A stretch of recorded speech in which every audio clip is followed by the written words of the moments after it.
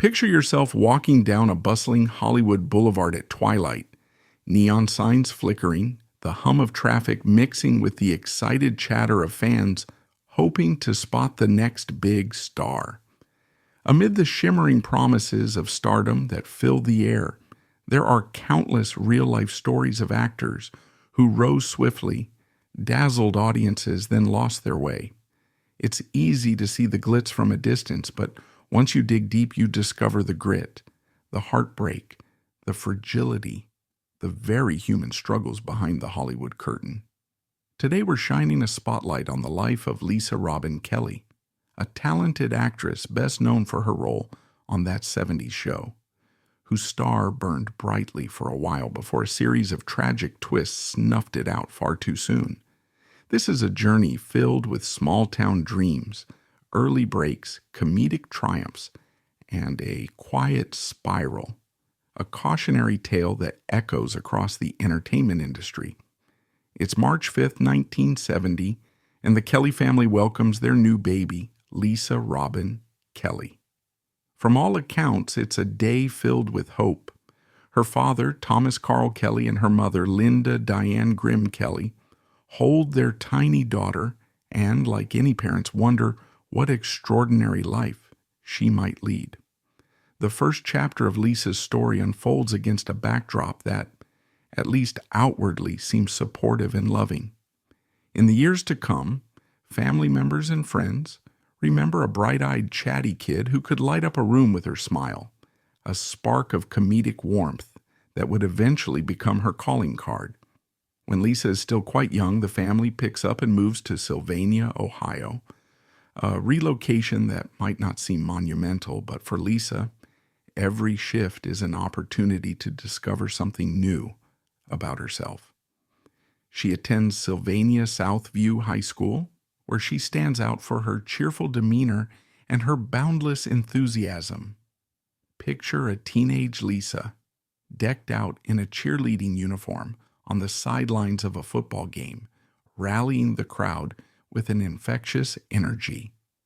Classmates recall her as someone who radiated positivity, a person who never hesitated to offer a kind word when someone was struggling.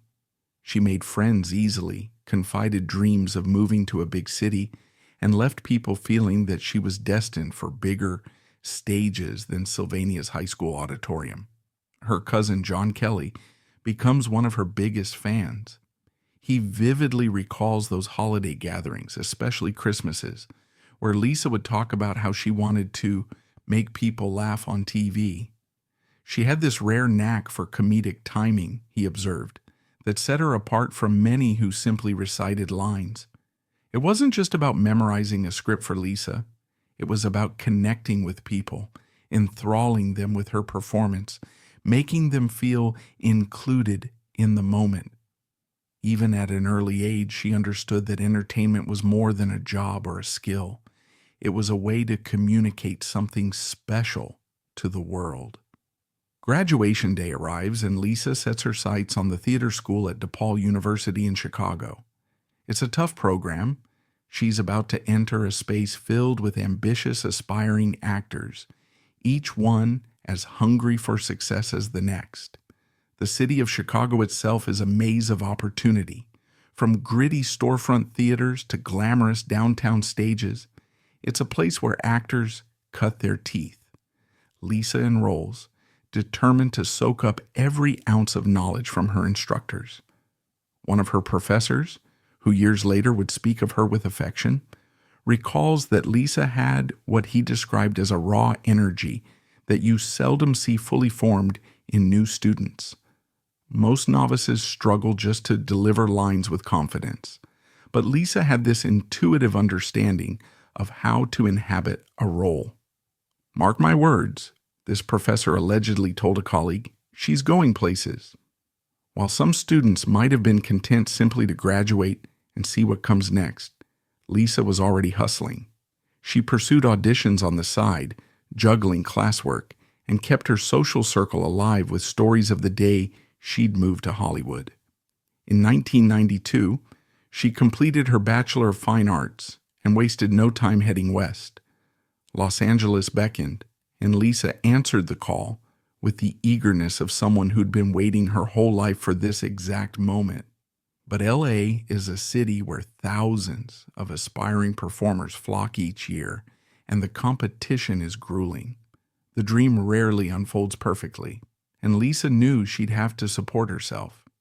She took shifts as a waitress, balancing trays of food, while secretly hoping each new customer might be her big break, or at least lead to one.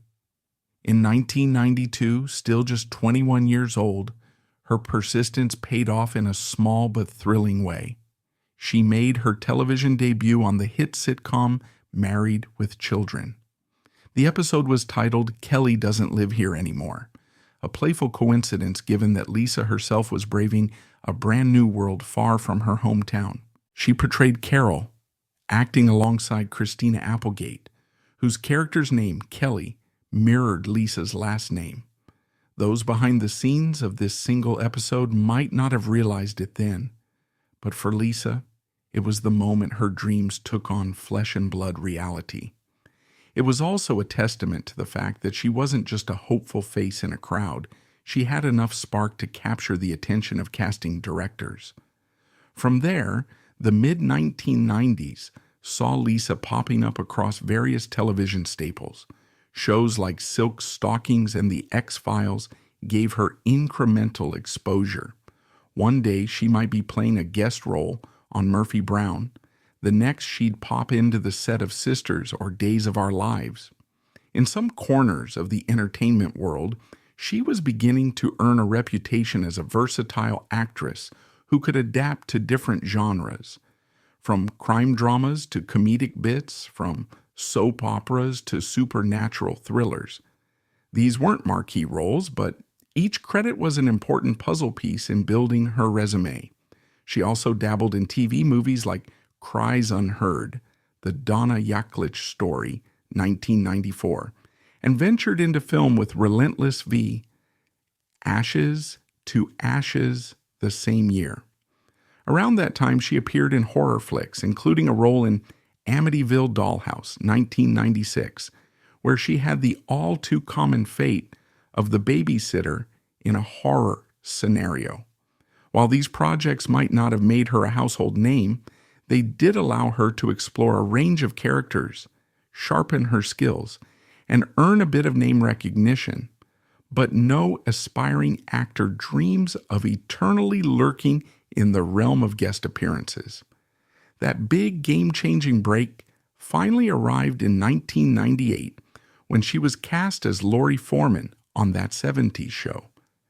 Now, to appreciate just how pivotal that casting was, recall that this was a Fox sitcom that quickly became a cultural touchstone. It had a cast of up-and-comers, Topher Grace, Laura Prepon, Ashton Kutcher, Mila Kunis, along with established talents like Deborah Jo Rupp and Kurtwood Smith.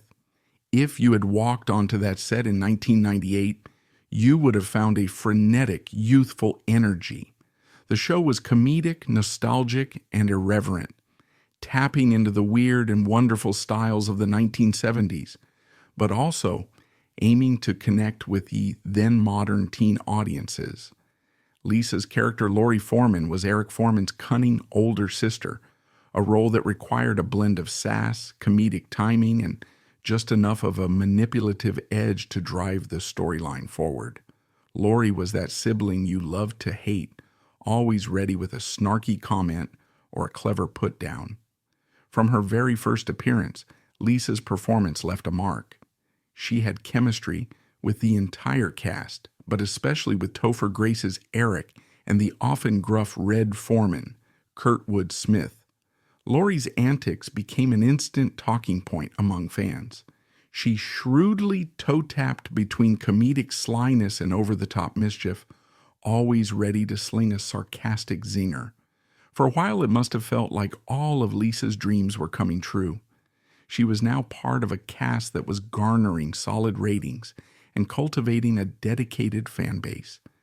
As the episodes racked up, people began to refer to her in public as Lori rather than Lisa, a classic sign of a breakout TV role making its way into pop culture consciousness. From 1998 to 2003, Lisa featured in 50 episodes of That 70s Show. But behind the laughter you heard in each episode's live studio audience, Lisa was juggling a personal life that was becoming increasingly complicated. She left the show after season 3. Officially, the storyline explained Lori's absence as her leaving for beauty school. But off-screen, Lisa was dealing with personal struggles that had become overwhelming. She later admitted that a miscarriage and resulting heavy alcohol use led to missed rehearsals, conflicts with the production schedule, and a disconcerting downward spiral that rendered her unable to keep pace with the show's demands. For a while, she was given a second chance. She returned in season 5, 2002 to 2003, but the problems persisted, and by season 6 the role was recast with Christina Moore. For fans, the sudden transformation of Lori Foreman was jarring. Behind the scenes, it wasn't simply a scheduling conflict or a creative decision. It was Lisa's very real life unspooling at the seams. In the early to mid-2000s, opportunities began to dry up for Lisa. Hollywood, famously unforgiving, tends to dismiss actors whose personal issues bleed onto set. Stories of addiction or unreliability often filter through agents, producers, and casting directors at lightning speed.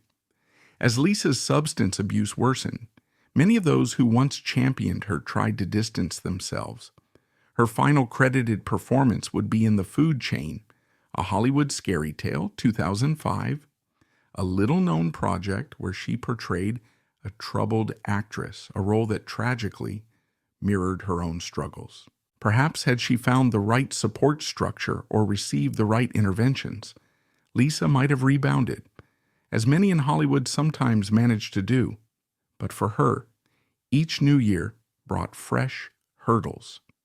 As for her personal life, it took another tumultuous turn in October 2012 when she married Robert Joseph Gilliam, a man 2 decades her senior, whom she reportedly met in rehab. At face value, this might have been a partnership forged by mutual healing, but it quickly became toxic. Within weeks, both Lisa and Robert were arrested for domestic violence after a heated confrontation that turned physical in November 2012. Police reports revealed accusations flying both ways, and the tabloids feasted on the scandal. For fans who had once seen her as the cheeky older sister on a beloved sitcom, these headlines were heartbreaking. It seemed that every update involved arrest, allegations, or further evidence of Lisa's spiraling condition. She filed for divorce in June 2013, but the legal process dragged on. By the time it was finalized, Lisa was no longer alive to see the conclusion. Her descent into legal and addiction troubles wasn't new by that point. She'd been arrested in 2010 for DUI in North Carolina, which resulted in 12 months of probation.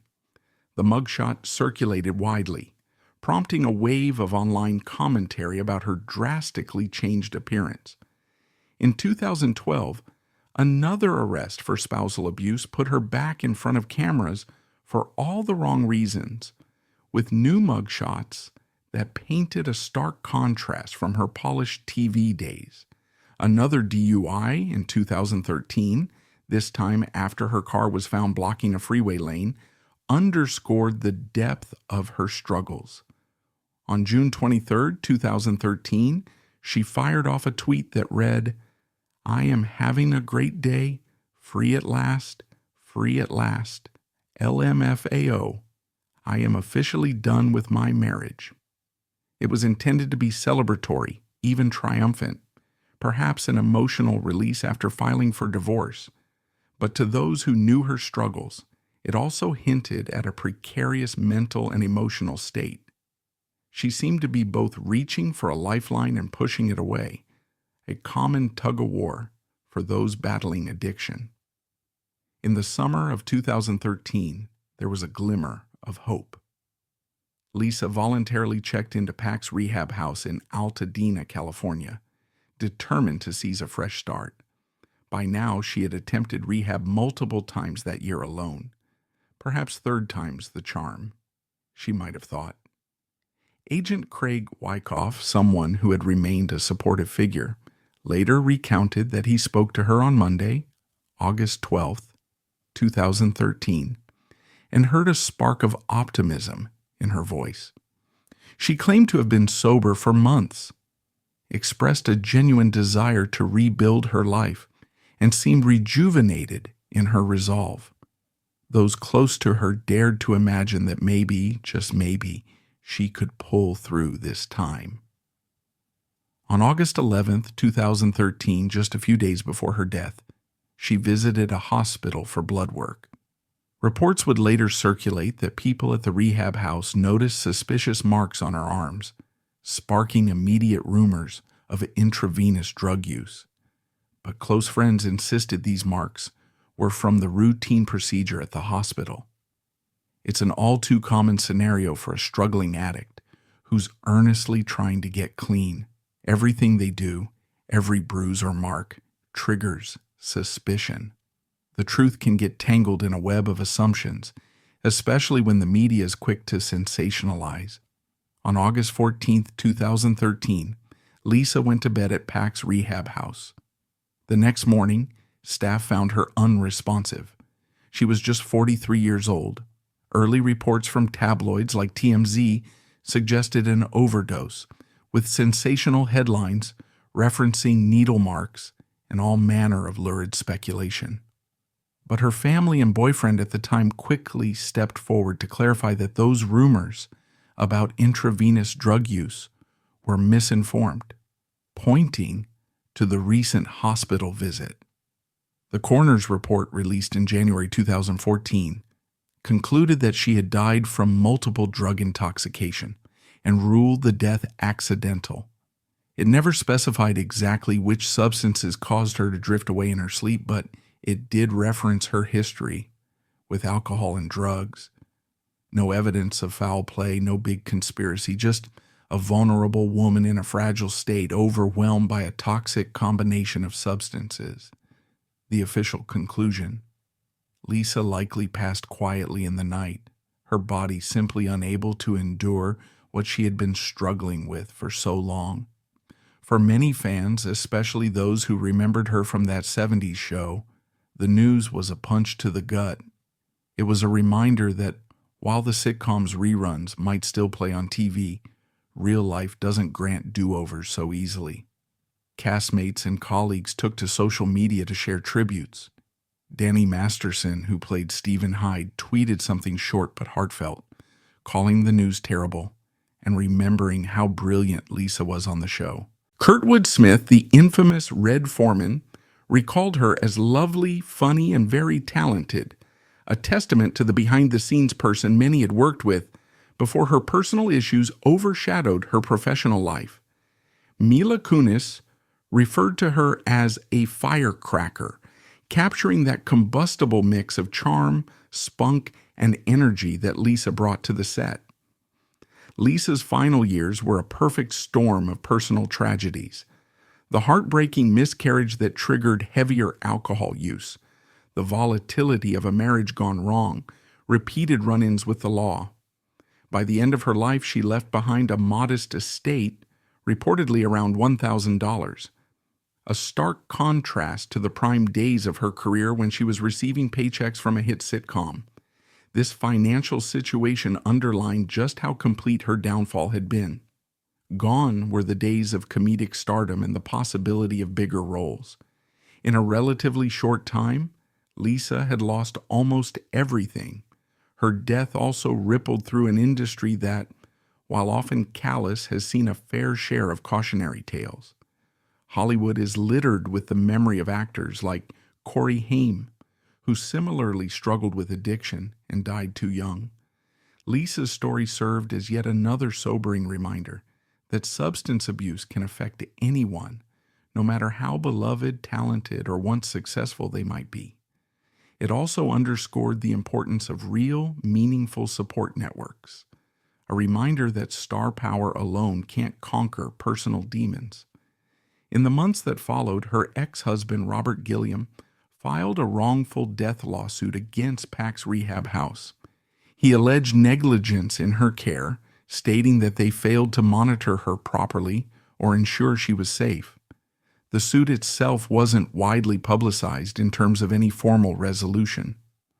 Rumor has it the case quietly settled or was dropped, but either way it didn't alter the tragic reality that Lisa was gone. Fans, however, kept her memory alive. Clips of Lori Foreman were shared across social media, with people fondly recalling the comedic gold she delivered. She nailed that archetypical manipulative older sister, giving the show a delicious layer of family tension that balanced out the more wholesome aspects of the four-man household. Viewers talked about how her performance contributed to the show's overall dynamic and how her absence in later seasons was palpable. Some fans even organized fundraising efforts to help cover her funeral costs in 2013, wanting to ensure she received a respectful farewell. She was ultimately laid to rest in Ohio near her family, coming full circle to the quiet roots from which she had once set off to pursue stardom. In reflecting on Lisa's life, it's hard not to think about the joyful teenage cheerleader she once was, the aspiring actress who dreamed big in DePaul's hallways, the supportive friend who kept holiday gatherings lively. It's a stark contrast to the Lisa the tabloids came to know, a woman with repeated mugshots, legal drama, substance abuse issues, and a litany of heartbreaks. And yet, even in that darkness, there remained a spark. People like her agent, Craig Wickoff, insisted she was genuinely trying to course correct before it all ended. He recalled that last conversation with her, that fleeting optimism, that sense she might be about to turn a corner. This duality of bright potential overshadowed by personal tragedy is precisely what makes Hollywood stories so compelling and so heart-wrenching. Perhaps if circumstances had unfolded differently, if she'd caught a certain break or found more robust support, Lisa might have eventually re-emerged as a success story rather than a cautionary tale. In 2023, the revival series, That 90s Show, introduced a new generation of fans to the four-man family. While the reboot primarily focused on the next generation, those who remembered Lori couldn't help but note the void left by her absence. The show paid homage to many elements from the original, referencing beloved characters and moments. Lisa's name might not have been shouted from the rooftops, but longtime fans felt a twinge of sadness, recalling how integral she had been to the original dynamic. It's in these quiet, bittersweet echoes that Lisa's legacy lingers. When you scroll through fan forums or YouTube compilations, you'll see tributes, clips of her funniest lines, outtakes from the set, interviews where she seems bright, witty, full of promise. The comment sections often fill with condolences and reflections, people lamenting how unfair it is that her life took such a dark turn. As we reach the conclusion of this story, you might feel a swirl of emotions, admiration for her talent, sadness for the demons that chased her, and a sense of reflection on the fragility of fame. Hollywood can be beautiful, exhilarating, but it can also magnify one's darkest battles. Lisa Robin Kelly's story resonates because it reminds us that behind the cameras and the carefully scripted lines, real people wrestle with real pain. She isn't just a statistic or a fleeting memory from a defunct sitcom. She was someone's daughter, cousin, friend. She had dreams, passions, heartbreaks, and in the end, a tragic demise that echoed across social media, entertainment news outlets, and the hearts of fans worldwide. So the next time you laugh at a Lori Foreman clip or catch an old rerun of that 70s show, let that chuckle carry a note of remembrance. Think about Lisa, the bright-eyed kid from Sylvania, Ohio, who once dazzled her family at Christmas with stories of auditions in Hollywood. Think about the complexities of an industry that can lift you high and sometimes leave you struggling with your darkest shadows. And remember that in life's final accounting, we're all more than our worst moments. Lisa Robin Kelly left her mark on pop culture, even if it was overshadowed by personal tragedy.